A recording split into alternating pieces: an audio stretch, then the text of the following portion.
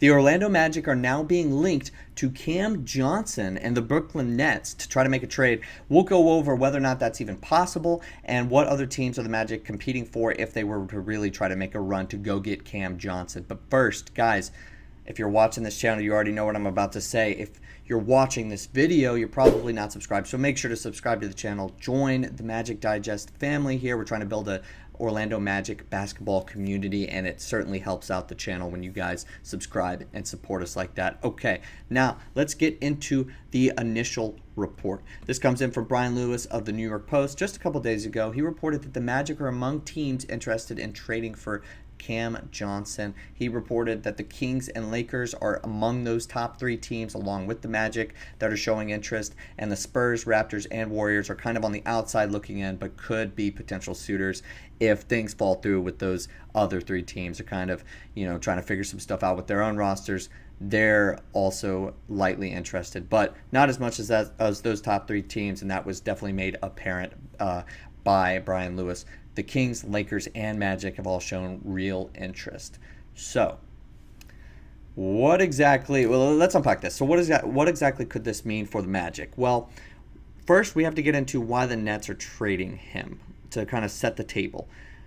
Well, the Nets are on a little bit of a different timeline as of right now. They've kind of absolutely committed to this rebuild, and he's almost 29 years old. He's a very good player, but he doesn't really fit that timeline. So when we're talking about what are the Nets looking for, well, they're probably looking for an expiring contract, some younger guys maybe that are a little bit undervalued, and they're just kind of trying to get that rebuild off the ground. Cam Johnson's not doing that right now. He had some injuries last year, wasn't perfect, but he was still a really good player. Now let's look at what Cam Johnson did do last year. He averaged 14 points. His big thing is his shooting, averaging almost 40% from three, 45% from the field, and just overall having an amazing kind of shooting stroke that a lot of teams are going to want. He stands at 6'8", can play both forward positions, and that's going to be really attractive to just about every team now. As much as, is it attractive to the Magic? Probably not. Is it attractive to like the Celtics? Probably not either. But to the Lakers, I think that they would really enjoy his services as well. But a team like the Magic, they got their forward position figured out. But it's that shooting, and it's well apparent. Everybody knows it around the league. All Magic fans have probably heard it for the last, year, 2 years essentially now, that this team needs more shooting, and Cam Johnson would fill that role. So I've gone over kind of why the Magic would be interested in his shooting and what the Nets are going to essentially want in return. So here's why some people say that this trade is just not likely.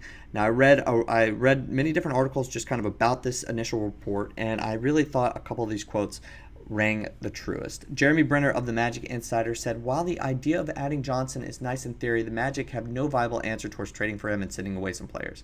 The Magic are happy with the roster they have now, and a trade like this seems incredibly unlikely at this moment in time."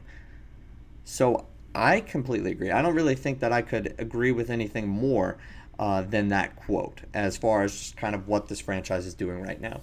We've heard from Jeff Weltman before Tristan da Silva had an amazing summer league that he wanted to keep this core together. He wanted to make sure that we didn't decimate the roster for any players in free agency that would steal our identity, that would take away it, that we couldn't re-sign a ton of the different guys that really made this Magic team who we were. Obviously, you want to have levels of improvement, take notable strides going into next year, but you don't want to just change who you are, from season to season. That's not good for Jamahl Mosley. That's not good for, Paolo Banchero and his growth, Franz Wagner and his growth.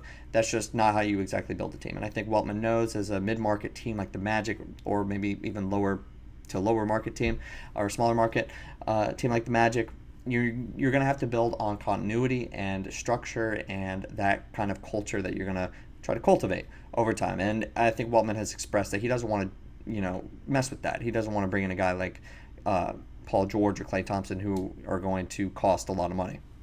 So I think that is probably a very true thing. Now let's get into kind of just the actual money part of this, which I think is pretty interesting, because the Orlando Magic, look, it's notable that they can afford everybody, but it's about whether or not they actually want to pay.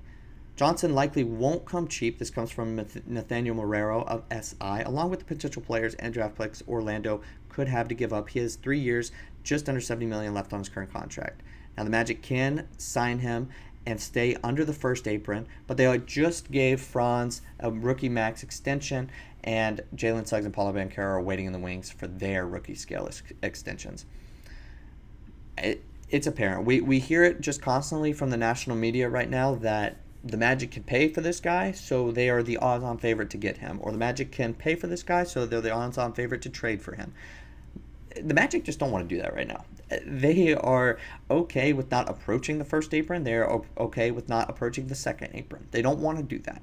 They have said, look, we are going to take care of the guys coming down the road. They are going to try to take care of Jalen Suggs. Weltman he doesn't comment on contract negotiations, but it's clear that they want to re-sign Jalen Suggs to a long-term deal. Whether that's going to be $30 million per year is, anybody's best guess. But Paolo Banchero is getting max contracts, so we're going to have two guys under the max in the coming years when he becomes extension eligible. So, do you want to bring on a 3-year, $70 million contract? It's not really a bad deal necessarily, but do you want to do that? Is that something that you're going to commit to?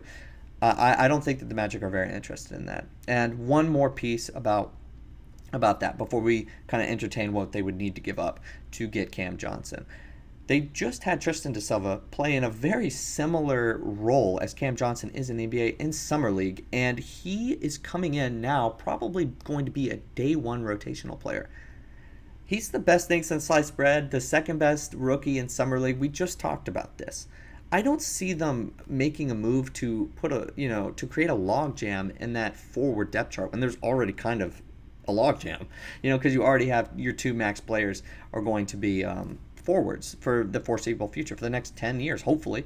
And you just got Tristan da Silva. I don't really see that. You also have Jett Howard, who had a very impressive Summer League. What are you going to do with some of the big men that you have? And Wendell Carter Jr., like your front court in general is already pretty logjam. So I don't really see them making a move to get Cam Johnson, especially after the Tristan da Silva Summer League. But what would they need to get him? Well, as I said earlier, the Nets are on a rebuild, and they're looking for young guys and expiring contracts. I could see a Wendell Carter Jr. package along with Anthony Black or Jett Howard, and maybe you give them a pick. That might be too much, in my opinion. But I'm saying, like, those are the kind of combinations that you're probably going to have to look for. And then maybe Cole Anthony becomes that guy, but then at a certain point, what are you adding and what are you subtracting? What's the true sum of if you send out Cole Anthony, top scorer on the bench, and get Cam Johnson, insert him onto the bench, and then it's like, what did you add to the team if you did that? I don't really know. You added shooting, you added more reliable shooting, but I don't really see that as all that great of a sum to, mess with the team's identity, like Weltman has said is so important. So, we'll see exactly what the Nets in the coming days or so are really asking for Cam Johnson. Now it seems like a lot more teams are interested. The Lakers were attached to him for a very long time. Could just be them, could be the Nets just jockeying for position, trying to get more out of the Lakers, because it seemed like they were the most interested team. They're connected in every potential trade in the NBA, it seems like, and it's because they're very active on the trade front. They made it apparent that they want to make a move, but this could be, more about those other teams than it is about the Magic. I don't see this fit exactly, but very interesting because it's been made apparent that those top three teams, including the Magic, are very interested. So let me know what you guys think in the comments. Is it worth trying to trade for Cam Johnson, or would you, if you're the Magic, just stay put until the season starts? Let me know what you guys think, and until next time, I will see you guys later.